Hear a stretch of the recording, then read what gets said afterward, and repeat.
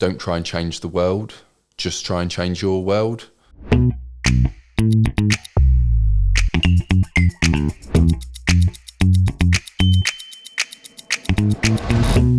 Darren, good to see you again. Thank you. I'm particularly excited about this episode.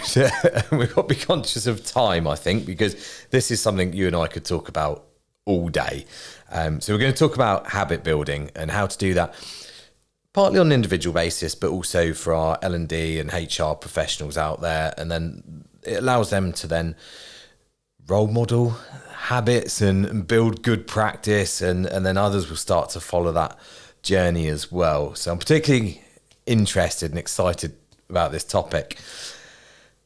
Tell me where your infatuation with it came from. So I started to think about it. So if I think about my background has been a lot in the space of continuous improvement and Japanese way of thinking, which also links into Kaizen thinking and talking about those marginal gains. Because if you do something 1,000 times and you can speed up the process by 1% or 1 second, actually that's quite a lot of time saved. And I'd never really linked it into my home life until I read James Clear's book, Atomic Habits. And then I just started to see these habits, both positive and negative, sort of everywhere that I went. So, you'd get to a certain time of day and you'd pick up the TV remote and turn it on because that's just the habit of it. Or when you eat certain foods, it's, okay. And you look at the time and it's in a very similar space. And it just shows the impact of doing what I've always done.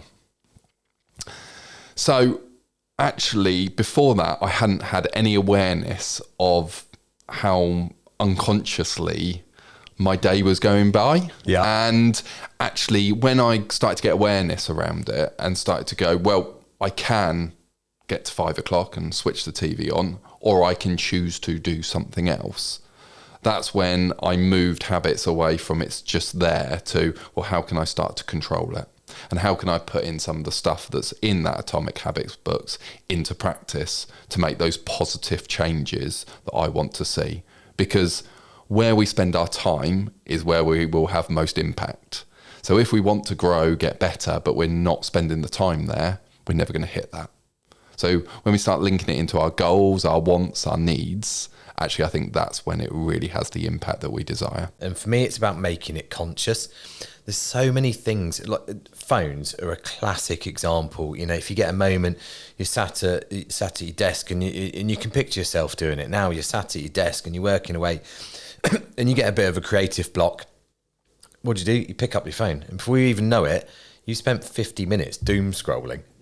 You're doing it in the evening, or for those that have got kids, and we know that actually younger kids in particular, I got younger kids, and they just want you to spend a bit of time sat on the floor playing with them, and before you know it, you've got your phone in your hand and you're not concentrating on them. So the impact can be quite large. And think about that in a work context. We spend 15-20 minutes doom scrolling, and that, unless it's your job to be on social media, it can be really damaging.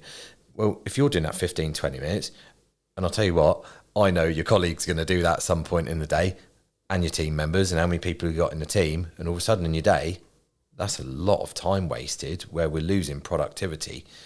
So there's things we can do around that. And if we make it conscious, we can do something about it. We can make that change. Let's get into that then. Let's unpack it. Why does habit building matter in terms of, so we're looking at L&D teams, HR professionals, and how they are able to best support themselves and their teams as well. So why does this matter? I think we have to look at everything in a what value are we getting from certain things that we just naturally do every week. When I worked for a retail organisation, I know that every single shop has a Monday meeting that lasts about 3 hours that talks about the past week. What went right, what went wrong? And then what are we going to do going forward? People would bring their sales figures that actually meant all they done was print off a piece of paper that everyone could see online. But we done it because that is the habit of what gets done on a Monday in every shop. So we have to start looking at those habits that we as a business started to create and go, do we still need to continue to do that? Because actually, if an hour of that 3-hour meeting is taken from print-offs, well, if people were interested, I could just go online and look at those figures. And then we need to then start moving, as you said, moving from the unconscious to the conscious of how do I want my week to look? What habits do we need people to start to do in the workplace to create the most value added at the end? So whether that's when I get into work, what habits do I need to create? So for someone like me, when I was a brand new manager, because I'm not someone that needs that hello from people in the morning, I had this list, and first thing was say hello to everyone. Just walk around and say hello, that then creates that habit of, okay, I am going to do it, that I'm going to do it for the right reasons as well, because most people that I say hello to will just say hello. But that one time that one person might go, oh, hello, can I just catch you? Then you start to make that emotional impact on others. And that's what then the habit building can start to do, is you can start to go, this is where I'm going to spend my time in work. This is how others are going to spend time. And what negative habits am I starting to see in people that I may need to adapt that as a leader? So, for example, again, working in that shop environment, if I see every time one person walks by some other person, they always have a conversation, well, that's just a habit. Well, actually, okay, how can I separate that so that interaction never happens, so that habit will never be kicked in for them to have that conversation? It's just sort of seeing where unconsciously people start doing stuff or that positively or negatively impacts our productivity in the workplace. It helps us become consistent, right? Because we're, if take reading's a great example. So if we say to a lot of people, are you a reader? Oh no, I read every so often. You can become a reader really quickly. And I know you speak about this regularly, and I do the same, read a page a day. And often we'll read a bit more than that. But now if you ask me, am I a consistent reader? Yes. Do I learn something every day? Yes. How long does it take me? 2 minutes. 2 minutes. And I'm learning something brand new every single day, or it's upskilling me, or it's refreshing my memory to something I had previously known but had forgotten. In 2 minutes. Can you spare 2 minutes in your day to read one page? Absolutely. And I'm a busy person, by the way. I've got lots going on in my life. Same as everyone has. Everyone listening to this will have lots going on. But can you spare 2 minutes just to a bit of personal development? I reckon we can do that, because guaranteed throughout the day I would have spent 2 minutes on my phone looking at something that's not developmental versus can I spend 2 minutes on that? And sometimes it's that breaking that habit of going, right, don't pick up the phone, pick up your book. So for me, I have my books, and I don't like a cluttered desk, but I have my books, there's 3 or 4 of them that just stay on my desk. Because there's moments where I want to switch off from what I'm doing, got a bit of creative block, I pick up that book. It takes my mind somewhere else. But that's a habit because it's on the desk. And it's about changing those little things. So we talk about a phone. So instead of having my phone within arm's reach of me, I'll just stick my Kindle down. Yeah. And so actually, when I'm looking for something, I'll pick up my Kindle, I'll read a page or 2. Yeah. It's just changing a habit. It's just moving away from a conscious control that I'm reading something that will educate me, compared to sometimes I'm not reading something that can educate me. And it's taking that ownership of what I'm going to do moving forward. Yeah, there's all sorts of little tips, isn't there? And we will dig into this a little bit more. Like lots of us work at home now, putting the biscuits at eye line on middle shelf or whatever, like put them on the top shelf at the back, out of reach, if that's our goal. I mean, that might not work for you because you're 6'5", so I can't reach the top shelf, but you'll be okay. Maybe if you put them at the back of the bottom shelf, that might be the other way around. But it's putting them out of sight, isn't it? Because it's a little bit of out of sight, out of mind. And if I can't get to those easily, then do you know what? I'm going to go and get a banana or a bit of fruit, something we know is healthy because it's there. And it's about creating that that space where it becomes an easy option. Let's talk about the 4 laws of behavioural change. James Clear talks about this in his book Atomic Habits. So talk us through the 4 laws, because I think these are really really impactful in terms of how we create habits. Yeah, so the first thing's around try and make a habit obvious. So try and put things in the right place to be able to do it. When I was talking about the Kindle, actually it's there, I can pick it up, done. It's an obvious thing. Then we move into, and I think this is possibly the key one for me, is make it attractive. And I think that is then, we've got James Clear, let's move to Simon Sinek. Why? Why am I creating this habit? And why am I choosing to do it? Because people will say all the time, you should read more, you should do exercise in the morning, you should do this and that. And actually, I think we're so influenced by a lot of these things that are going on around us that we never consciously make a choice to do it. That means it never becomes attractive to us. So within 3 or 4 months, we will give up. And we need to understand why we are choosing to do it. Because we know exercise is healthy, but what time of day we choose to do it and why it's going to impact my life could be completely different from someone else. I've got an example around that. And this is quite a recent example. I said I've got quite a young family. Times it's difficult for me to find space to go to the gym, and I enjoy doing that, but it takes an hour and a half, maybe more, out of my day. And some days I just can't do that. So at home, I've got a kettlebell. And what I've done is looked at these laws and gone, actually, if I can make this attractive, what is going to make it attractive to me? I've also found, and I've just finished a series on Netflix, Vikings Valhalla. And I'm like, this is amazing. So the attractive bit was, I'm going to put that on and I'm going to do 15 minutes of my kettlebells in the evening. And what happened every single time?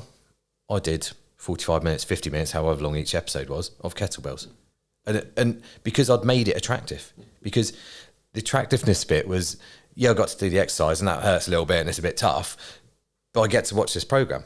And it was that, to me, it's that connection that has made me commit to doing that regularly. Now I've got to find another series, but I will find more. But yeah. And I think for me, that then links into easy. Yeah. So actually, when you're talking about the gym, when I used to go to a gym, I used to get in the car, used to take 15, 20 minutes to get to the gym. I got out of the car to then walk to the reception desk, to then go get changed.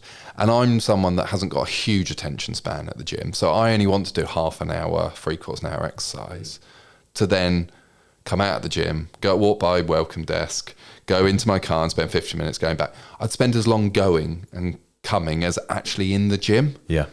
So what did I do? Well, when I moved house, I was lucky enough to go, I would like a double garage. And in this double garage, I would like some exercise equipment. So I'm getting rid of all the blockers there. Yeah. In a process term, and I am just on that value added, because all I need to do is walk into my garage. Yeah. My clothes are upstairs, walk into the garage, do some exercise, have a shower, done. I'm in the home.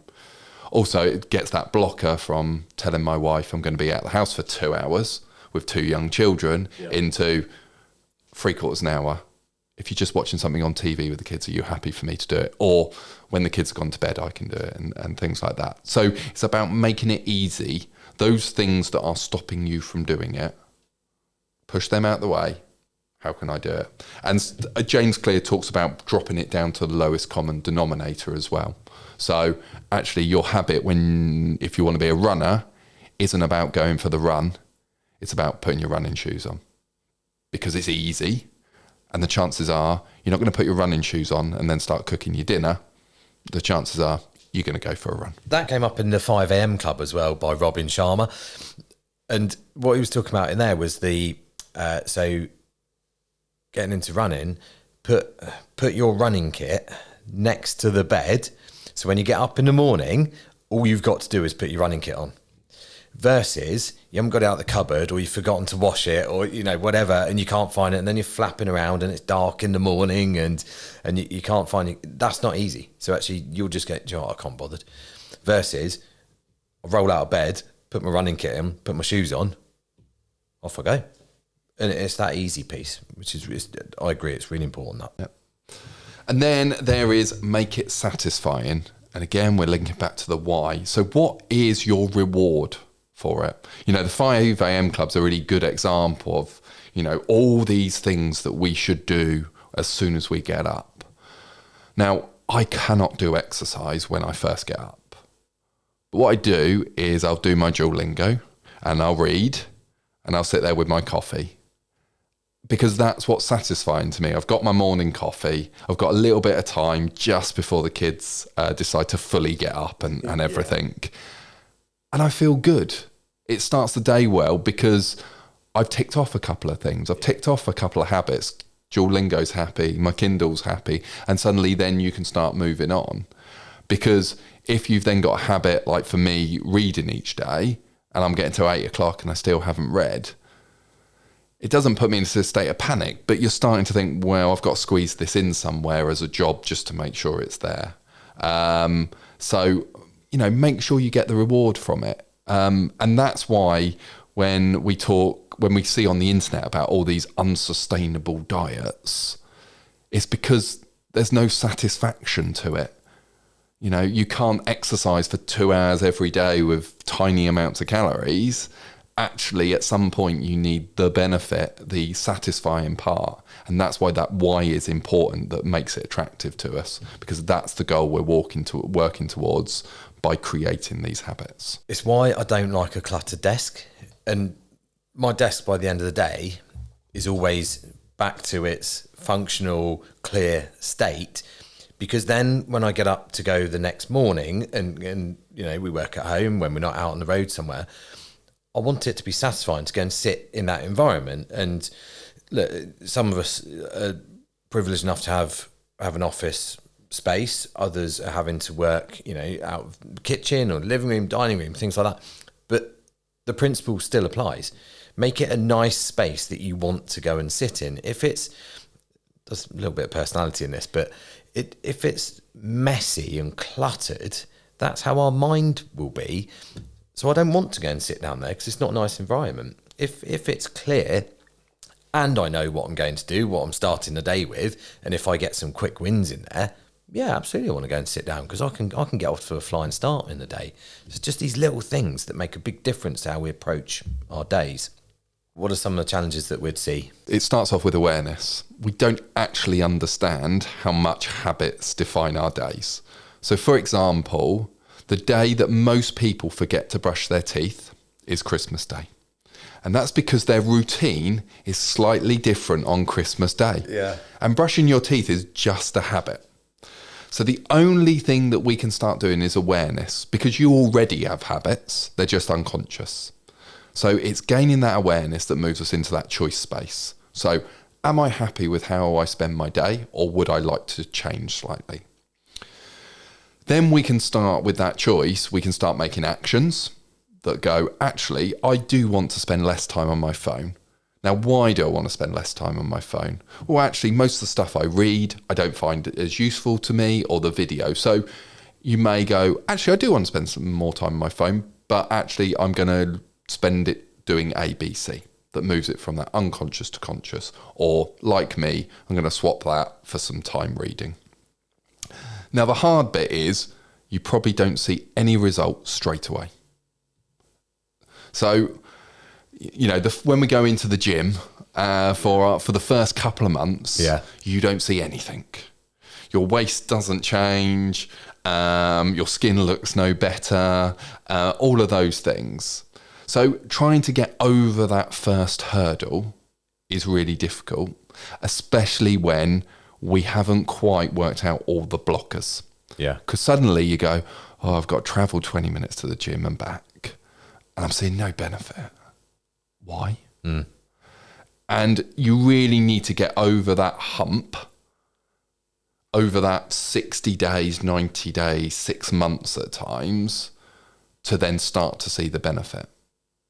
And it was really interesting. I was speaking to someone the other day about Duolingo, and they said, well, can you speak German? And I'm like, no. Can you say a couple of sentences? And I said a couple of sentences. Yeah. And they go, why'd you do it? And I said, it's about me just doing it. It's creating that habit of I'm just doing it. also it's going in. Yeah. So my aim probably isn't to fully speak German, but it's to understand another individual when they're speaking it. And that's the why I'm doing it. I don't want to be fluent. Yeah. I just want to understand people. Yeah. And it's a bit of control that I'm having. And when I've started to get that on what I give, not what I get again. So I'm not trying to go, I'm going to be fluent.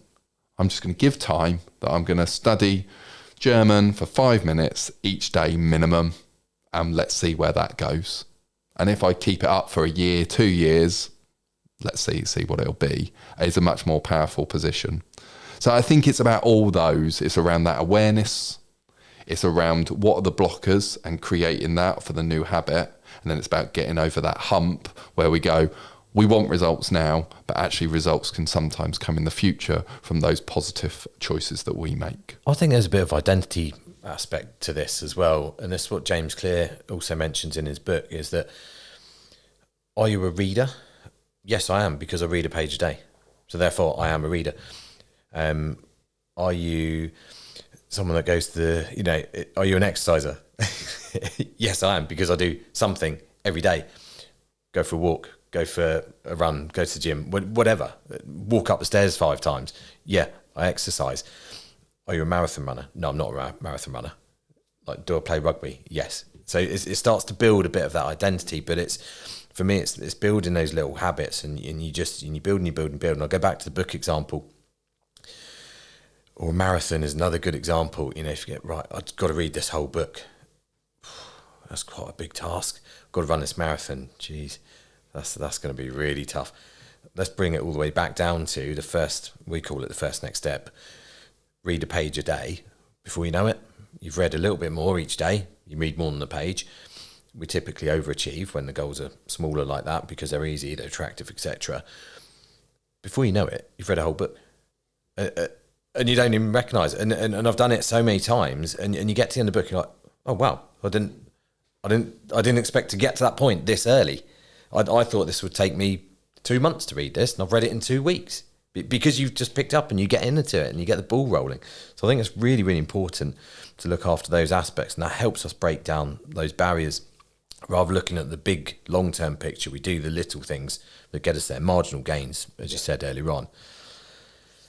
Just give us a little example into some of the things that you do that would help our listeners with habits. It's interesting because the gaming industry have used habit building for a long, long time.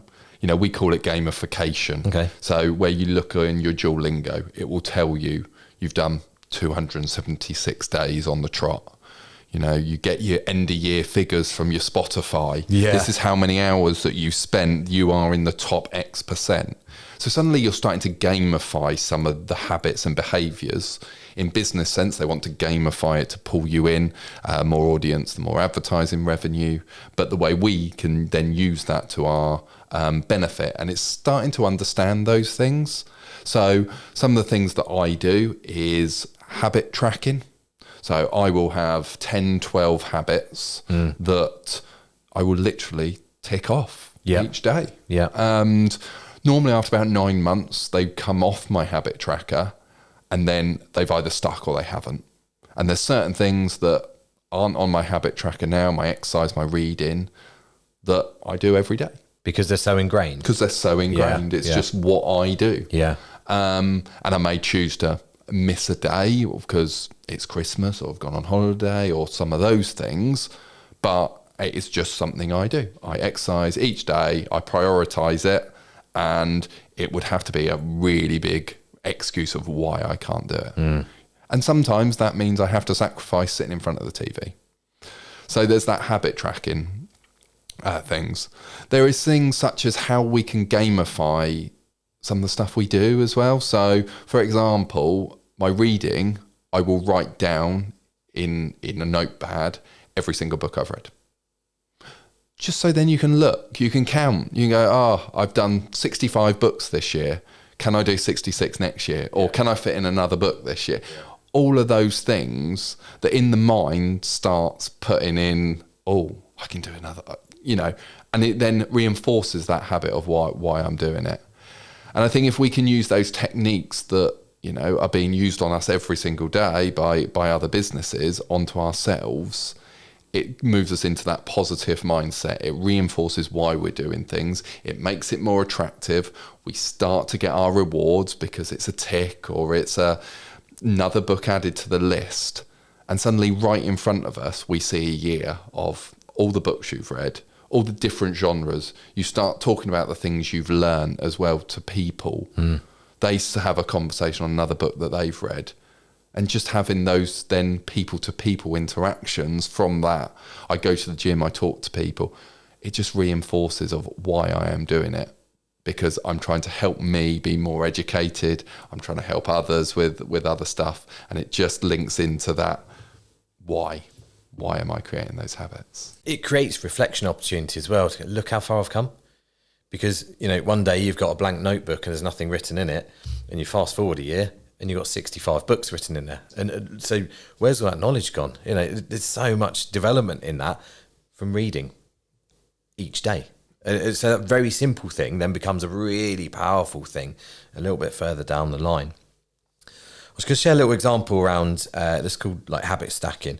So I was coaching someone and they wanted to get more engagement in their team. So this was someone that was on a really good career pathway. They'll be one of the directors in the next 2 or 3 years, quite a young manager.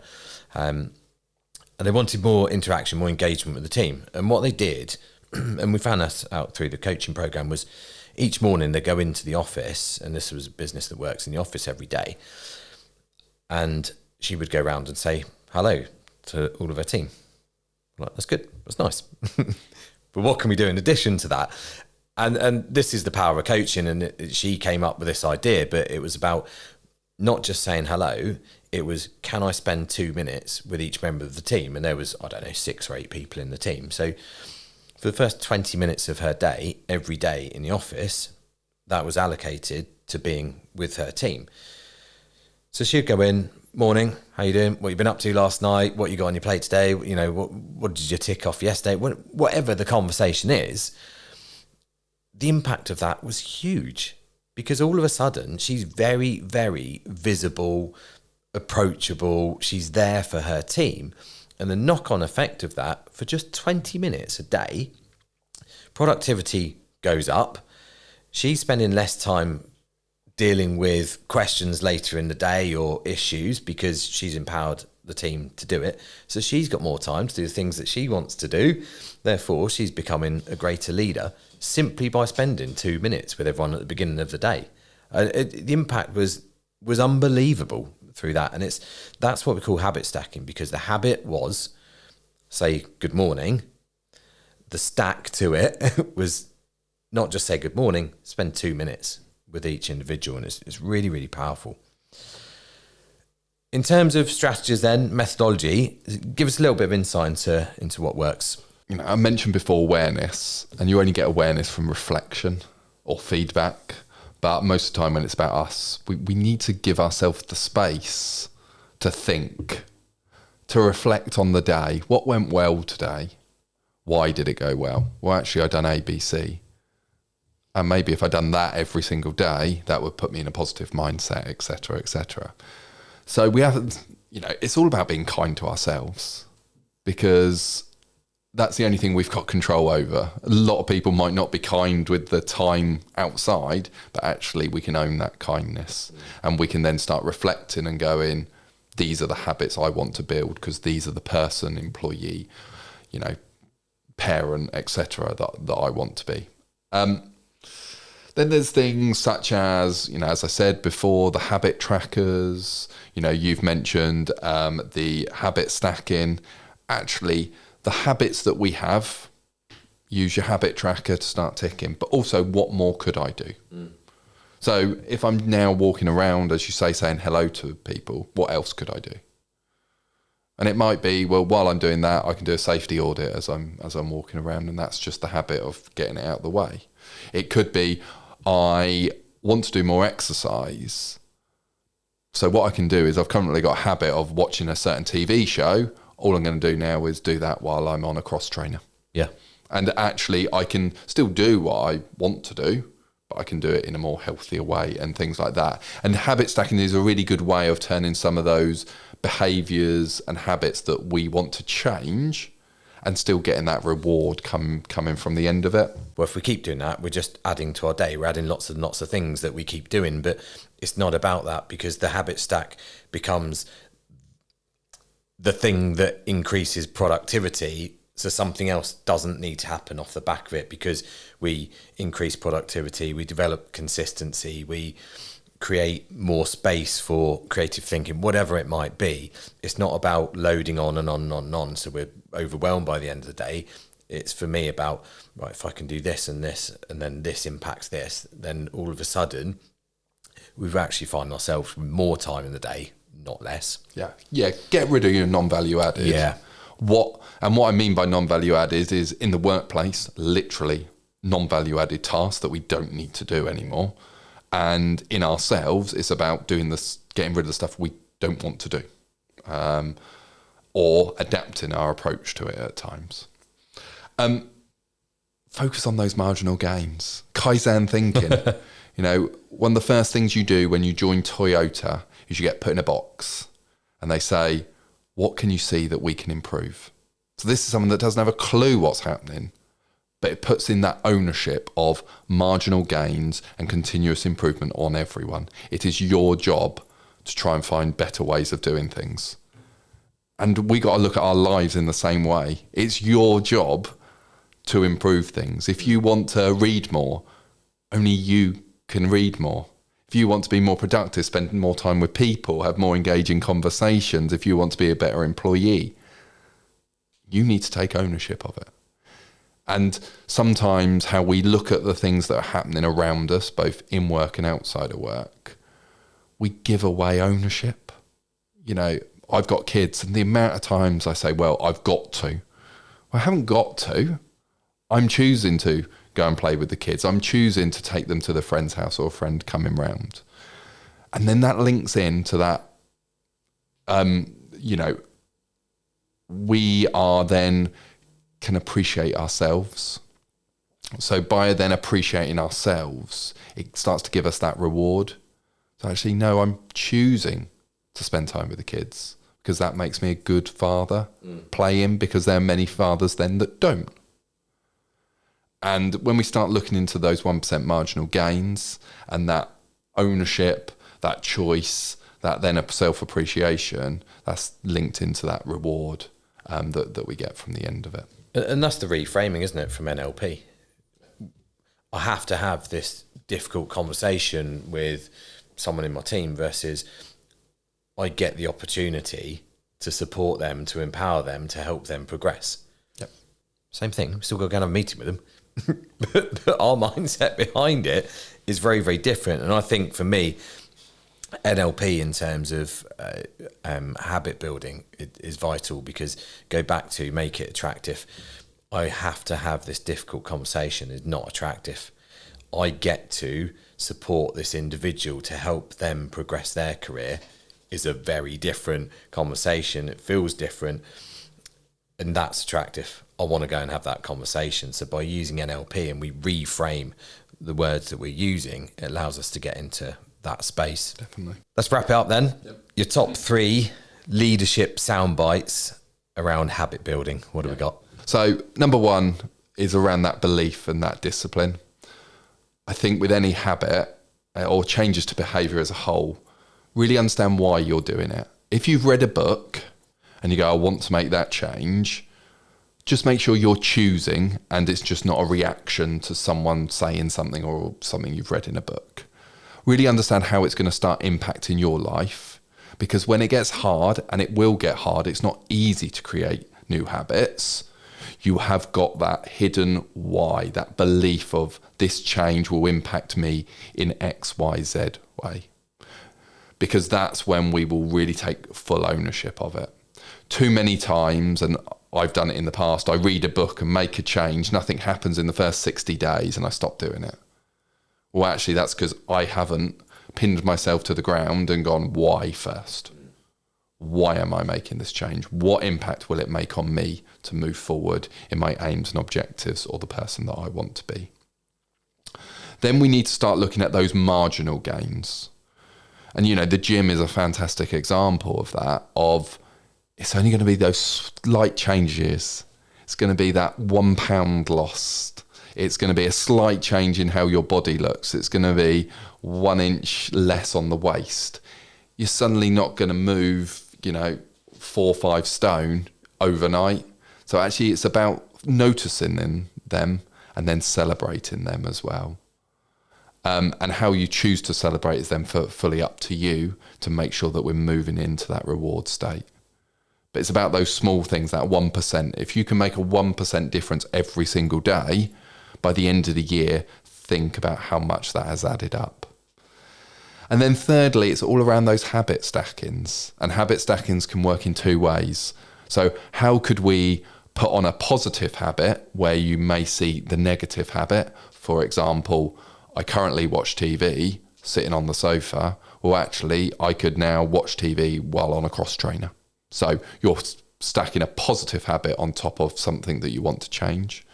Or actually, I have now created this habit. Now what can I go 1 step further? So going back to I've now saying hello to everyone in the morning.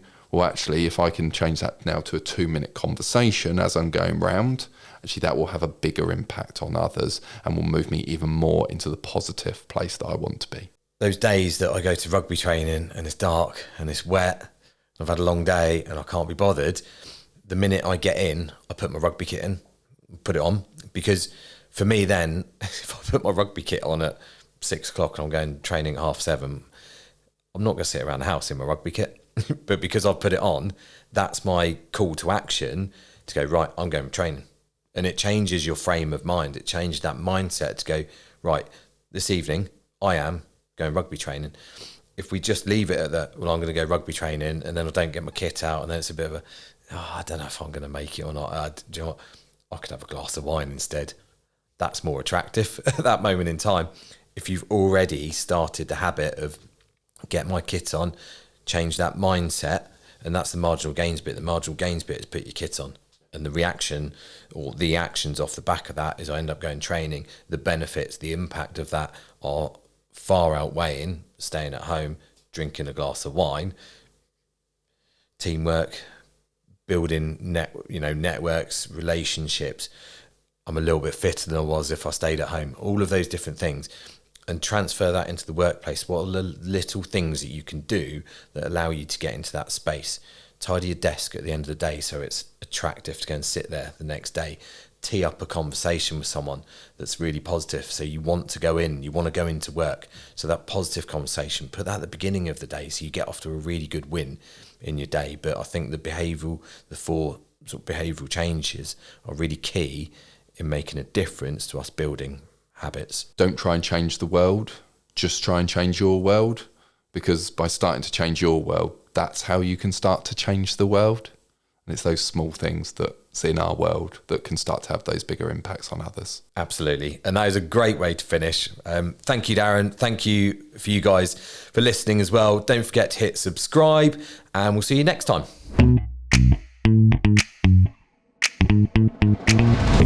The Sound Leadership podcast was produced by Media First.